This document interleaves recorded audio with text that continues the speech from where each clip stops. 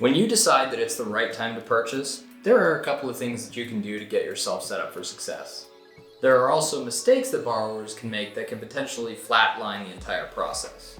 First, you should gather your financial documents.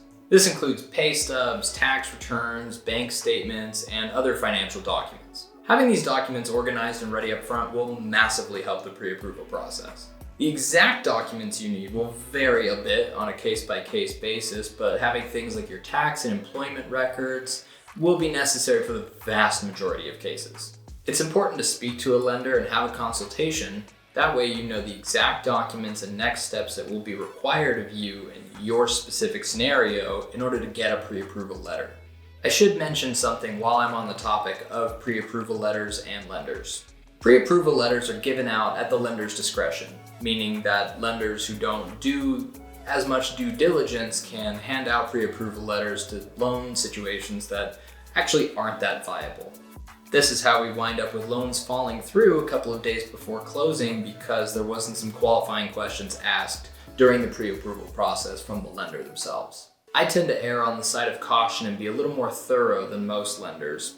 I want my pre-approval letters to carry the weight and trust of my word. I could run around and pre-approve a bunch of ham sandwiches, but that would give me a reputation as somebody who hands out pre-approval letters for loan situations that probably won't close. Anyways, the next thing that you definitely want to do to set yourself up for success is to fully understand your credit situation. Having an educated guess on what your credit score is and what your debt situation looks like can be pretty helpful. Here at J&J, we can do what's called a soft credit pull, which means that we can take a look at your credit and know where you stand without it impacting your score.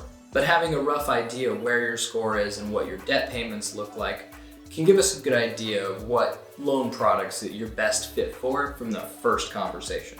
Now, on to the don'ts. This should go without saying, but you are applying for a loan that has a 30-year repayment plan. Lenders want to see financial stability.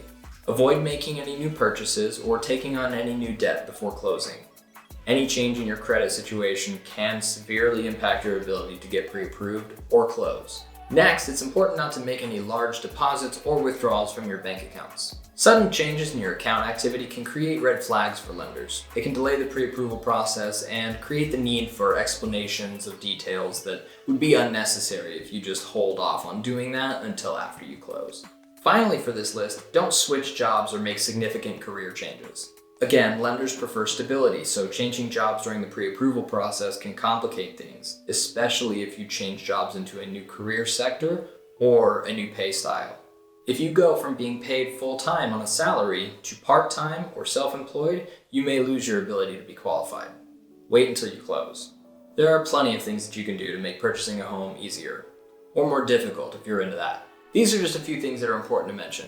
Anyways, I hope you have a great week. Make sure to hit like and subscribe, comment something interesting, and if you want to reach out to me directly, my link is in the description below. Okay, bye!